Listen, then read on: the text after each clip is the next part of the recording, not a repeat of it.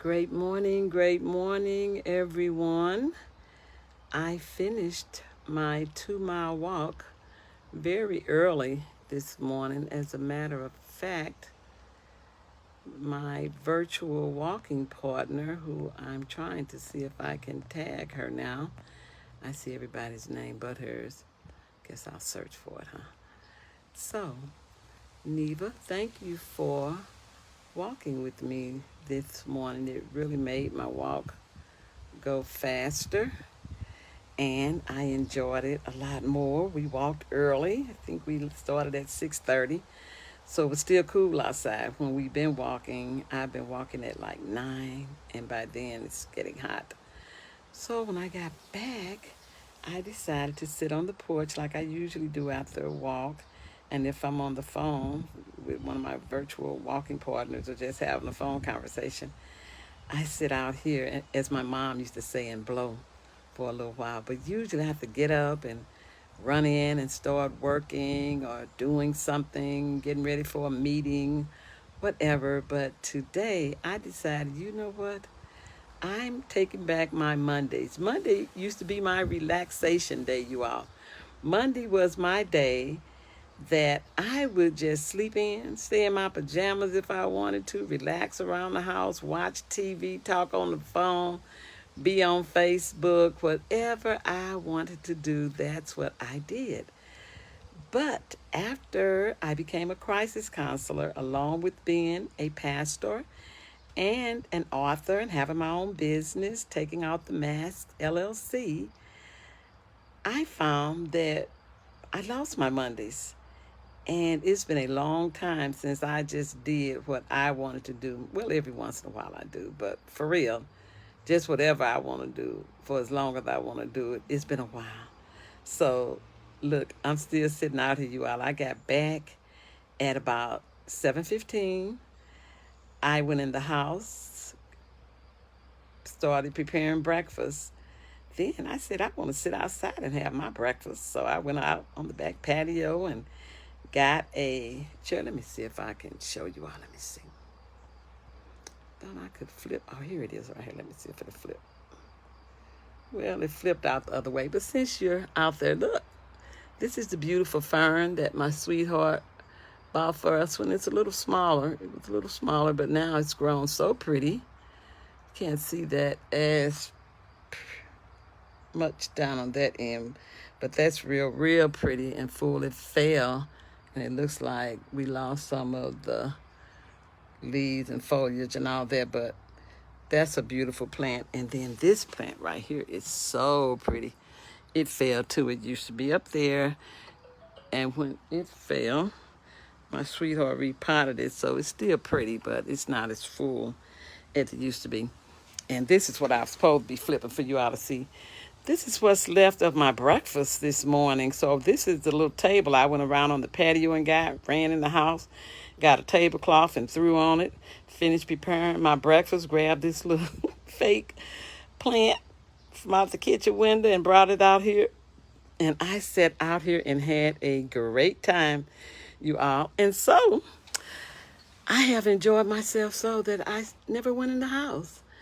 And now I'm still here. So I see I have two guests. Hello, thank you for coming.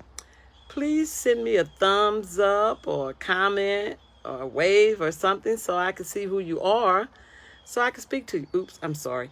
I forget that when I put my finger up here, it's in the camera. So I'm sorry. But anyway, they're gone for now. Anyway, somebody will be back. So let me share a story with you all. My name is Rosemary, for those who don't know me, and I am a storyteller for God, not a liar. When I was little, we weren't like the young people today. These little kids not only can say liar, which we couldn't, they can call a grown person a liar to their face. I had that to happen one time. I was explaining to this lady what her daughter had did, and before I got through, the little girl said, "She's lying." And I kind of stepped back because I didn't want the mother to accidentally slap me trying to slap her or grab her. And I was thinking I was going to have to intercede and intervene and all that. But instead, the young mother was looking at me and looking at her like she didn't know which one of us was lying. Back in my day, if you were a child, you were automatically wrong and you were automatically the liar. But anyway, that's another one of my stories. I used to tell people that I have more stories than Mr. Cottier, as the young man called him, on Welcome Back, Kotter. And I really do. Do you know it's only been within the last few months that I have come to realize that, yes, I am a storyteller. I'm a storyteller for God. I tell my story to help other women to become healed, whole, and free, and empowered to fulfill their God-ordained purposes. Not only that, but to be empowered to live a more fulfilling life. After all, who wants to be empowered to fulfill their purpose and help someone else and not have a fulfilled life themselves? So I tell women, this is my passion, this is my God-ordained purpose, to support women on their journey to wholeness while continuing my own. Why do I say while continuing my own? Well, I'm glad you asked. I let women know up front that I'm still on this journey. I haven't arrived yet. I don't set myself up as the person that has it all together and now I'm just out here trying to help someone else. No, not only am I still on my journey, but I walk along and travel your journey with you when you are someone who I have come alongside to help become healed, whole, and free, empowered to fulfill your God-ordained purpose and to live a more fulfilling life. Hi, Donna. Thank you so much for coming. Let me know if you want to come on the camera with me. I'll bring you up. So, because I'm telling the story. So, I am a storyteller for God. That's why I tell my story. Now, let me share this with you. For real, you all, one of the reasons that I am as happy as I am now is because I never really got to laugh and play when I was younger like I do now. And I tell that story from a different place now. When I used to tell my story, when I first started telling my story, my testimony about being raised by two severely alcoholics, my mom and dad, and I have my mom's permission to share. My dad is gone now. My mom told me a long time ago when I asked her, could I share something about my past and her past too when I was younger. And I'll never forget what she said. She looked me in the eye and said, look, if you can tell anything about me to someone else that will stop them from having to go through what I've been through, tell it. Yes, you can tell it. And I've been telling it ever since. And why? Because it does. When we tell our story, it helps someone to know, first of all, that they're not alone. It helps someone to feel safe and comfortable enough to open up. It gives them the hope that if they know where you've been and what you've been through and what happened to you, and not only all of that, but what you've done too, because everything isn't about what someone has done to us. A lot of stuff that has happened to us are self-inflicted wounds, as I call them. We may start off with something having happened to us. We say, well, I'm like this because somebody dropped me. And that can be true, and I'm not making light of that because that does explain how we got to where we are. But it'll never explain why we are still there years later when all of this help is available and when there's so much hope. Not only is there so much hope when we open our Bibles and read our Bibles and pray and talk to God and let Him tell us how much He loves us, how He sees us, and what He wants to do for, in, and through us. But also there's so much secular help now. There are so many programs, so many ministries, so many organizations that are committed to helping women and men to do better, to heal, become free, delivered, whole, saved. We have a church on almost every corner.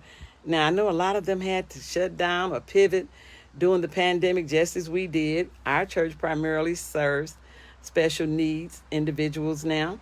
But people need to know, no matter where you are, no matter what you've been through, no matter what you're going through, there is hope and help is available.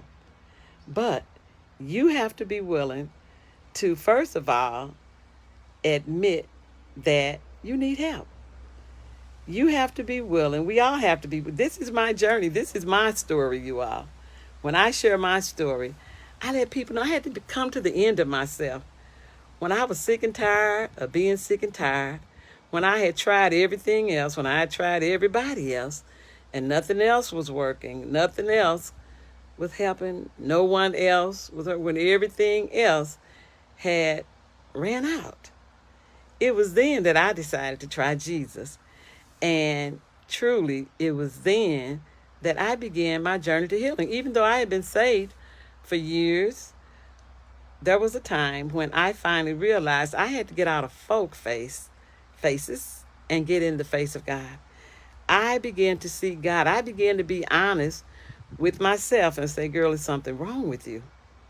And then I started being able to be real with God. And as I was real with God, he began to tell me how much he loved me. He already knew all of that, but he was waiting patiently in line after all of the other things and all of the people, all the men I tried. He was waiting patiently in line all the time to let me know how much he loves me. He had been showing me all along, but you all know we be wanting something we can see, something with some muscles we can feel, voice that we can actually hear. I've heard the voice of God a few times, but we want somebody that's going to be right there, somebody we can see, feel, and touch, right? So, in my lifetime, I had done a lot of things to try to, first of all, just survive from a child. I developed a lot of unhealthy coping skills, as I've said in previous videos, because they were my survival skills. Everything I did back then when I was younger was to help me cope with my life and what was going on, or to help me survive, to make it through and out of whatever I was going through. And a lot of those habits as a child made sense to me because I was trying my best to keep myself safe, right? To make myself feel secure. But I carried them into my teenage years and later into my adulthood. And they were very, very unhealthy things. So the time came as an adult that I had to realize that it was something wrong with me. It wasn't just everybody else. At a time when I was talking to the Lord and telling him, just complaining about all the quote-unquote crazy men that I had met, and why did I have to get involved with all these people and go through all of this, and what's wrong with the men. And it was then that the Lord whispered really softly in my ear and asked me, have you ever thought about what might be wrong with you? That you not only are drawn to those type of men, people, even other relationships, you connect, and then you try to stay in them. You try to change people, fix people. You try to change yourself so you can be what and who they want in order for them to like you, stay with you, validate you, and all of that. So when I understood that, that's when I did just what I just said. I learned to get out of folk faces and get into the face of God. And God has helped me. It was God that showed me, by a place where my mom used to live years ago. There was a church that had faith-based 12-step programs. Now, I had stopped drinking years and years before, but the Lord showed me, you need to go there, because it wasn't just for people that drank or did alcohol. It was people that had gambling addictions, sex addictions, pornography, lying. But the thing that was so interesting to me was, as long as I had been in church, this is the first time I had went to a place where people were so honest. And yes, they were embarrassed, some of them, well, all of them, but by that time, a lot of them had worked through, and they understood that as they were telling their story, they were telling it from a different place. So they shared their stories, and if they needed to cry, they did. But they talked about where God had brought them from. And that's what I love, because it gave me hope to know that there was help available. And that if they had done all of that and were doing all of that, and God had helped them and was yet helping them. But the strange thing for me was, why wasn't this in church? Why is this happening at a 12-step program and not in the churches? Well, that's when the Father had me to start doing that within a ministry that I started, Love Team Ministries, a ministry that served hurting women and their families, promoting spiritual, emotional, and physical healing and well-being. That's where it started at, but I was getting help, okay? And so I started doing a workshop called Spiritual Journeys, the 12 Steps of Spiritual Journey, and it was for healing damaged emotions. So even as I was facilitating these meetings, again, who was getting the most help? Me.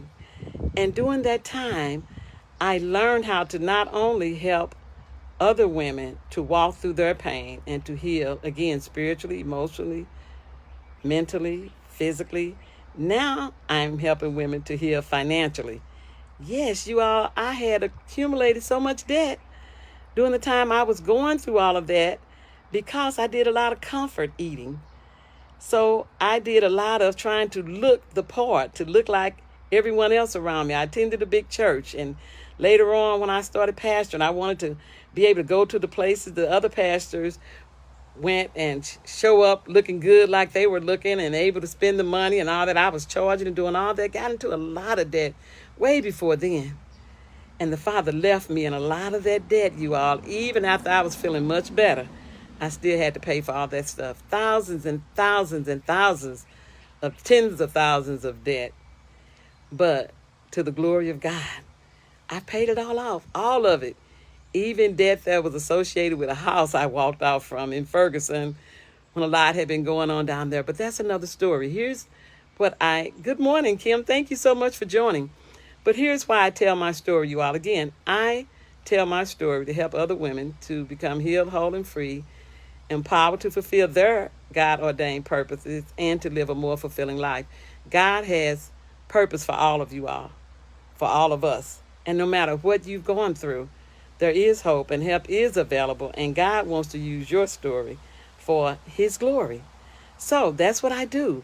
And if you want to know more about what I do, you can go to my website, takingoffthemask.org, and mask has an S on it, takingoffthemask.org. There, you can read more about me.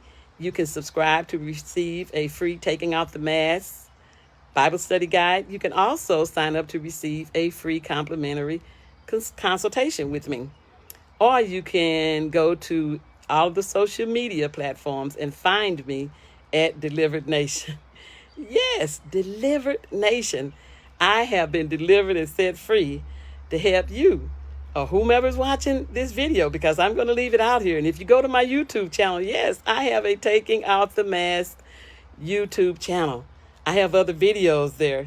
So I've been telling my story since last week in a series of videos. So I hope you'll go there. I hope you'll share this video. I hope you'll go to YouTube, subscribe, and share from there, because I truly am desiring to continue to fulfill my God-ordained purpose, which now is to establish a delivered nation, a nation full of delivered women who have been set free, body, soul, and spirit, to fulfill their God-ordained purposes. So thank you so much. Kim, thank you for watching. Whomever will watch this, it's going to be here, and I'm going to put it on YouTube also. But again, please visit my website. I have an author's business page here on Facebook, and I also have the YouTube channel, Taking Off the Mask. So I'll be back again, maybe sometime today, but if not today, tomorrow, to do one more video. Thank you all again for coming. Those who have come, thank you for watching. Thank you in advance for sharing. Kim, I love and appreciate you. You've always been so supportive. So God bless you for being a blessing, and you have a great day too. And I like to say, and I know you say it too, don't forget to look for and choose the joy in your journey. This is a journey, you all. And there's always some joy in our journey. Sometimes we just have to look for it and then choose it. And when you choose joy, you choose yourself. God bless you.